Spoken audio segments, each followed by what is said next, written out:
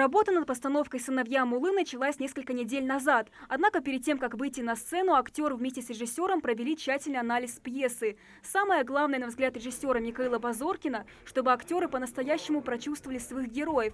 Вот и сегодняшняя репетиция направлена на осмысление персонажей. А чтобы процесс шел быстрее, в текст актерам подглядывать запрещено. Работают чувствами. А у вас отношения какие с ней? Ты вообще-то ее любишь? Кого? Жену свою. Не, он дерзкий, потому что так положено, по статусу, да? А вообще по жизни, когда вы вдвоем, ты ее любишь?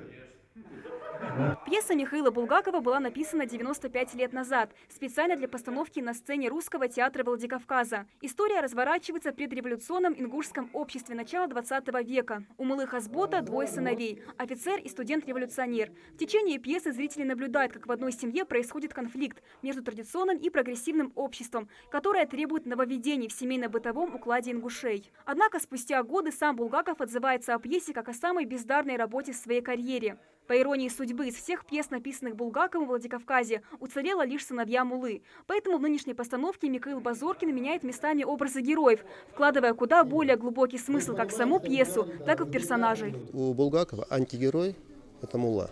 Да, его сыновья, напротив, они апологеты революции, там лозунги, прокламации и так далее.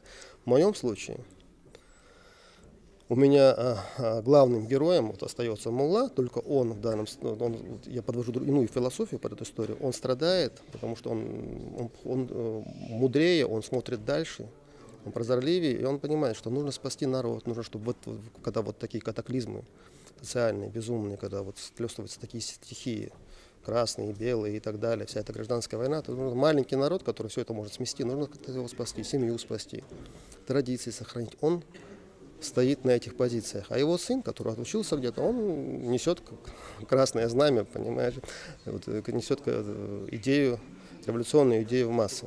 У него совершенно другая, он все отрицает. Поэтому я в какой-то момент я перевожу его, значит, заставляю его говорить не на ингушском языке. Неважно на каком, он может говорить на английском, на французском, на китайском, на русском, на том, который он знает. Но только не на ингушском, потому что он перестает быть ингушом. Лом Али Таршкоев играет в спектакле младшего сына Мулы, студента-революционера Идриса. И если в оригинале Булгакова Идрис предстает одним из положительных героев, то в постановке Михаила Базоркина его персонаж становится отрицательным. Несмотря на это, своего героя актер очень любит. Как говорил мой мастер Александр Анатольевич Огарев, не может герой быть отъявленным подлецом. У него всегда есть своя правда, да, и вот главное найти эту правду и оправдать, почему он это делает, да, будь то преступник, да, или там маньяк, вот, есть какая-то схема, да, которая движет им, да, почему он приходит вот именно к таким действиям. Возможно, это какие-то душевные травмы, еще что-то, какие-то убеждения, да, в данном случае это убеждение. Человек верит в какую-то определенную идею и видит, что этой идеей он заражает окружающих себя людей. Соответственно, он фанатеет от этого, ему начинает это нравиться, да, нравится внимание к себе, да, то есть то, что его слова заражают кого-то, и и он начинает ими манипулировать, как марионетками. Вот, и это интересно, это всегда поиск, да, и вот для меня вот данный персонаж вот такой элемент огромного глобального поиска, вот, да, как-то разоблачить, раскрепостить, да, привлечь к себе внимание, да, и направить от себя вот в нужное русло. Отца Идриса Мулу Хасбота играет Ахмед Ильянов. Это уже второй опыт в жизни актера. До этого он перевоплощался в Мулу Хасана в пьесе «Из тьмы веков».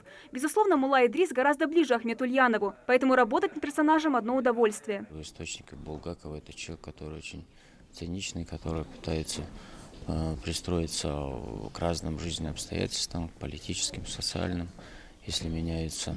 Если он первоначально говорил о жесткой своей позиции, о религиозных, о национальных, то в конце пьесы у Булгакова он приходил к тому, что он говорил, да, наверное, это все-таки новая религия, это было правильно, новая религия большевиков, естественно, это значит религия атеизма.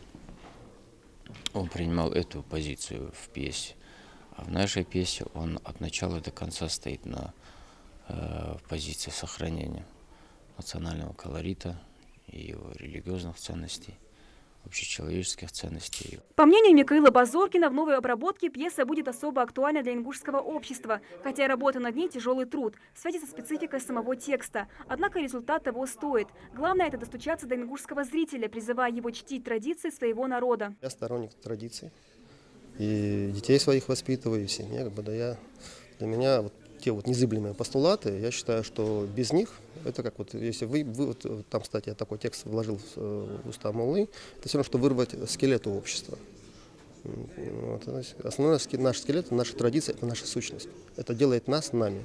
Репетиционный процесс в театре в самом разгаре. Каждый день актеры оттачивают мастерство на сцене, прорабатывая каждого героя. Посмотреть на постановку зритель сможет уже в ближайшие месяцы. Амина Бокова, Хаваш Гойгов, Новости 24.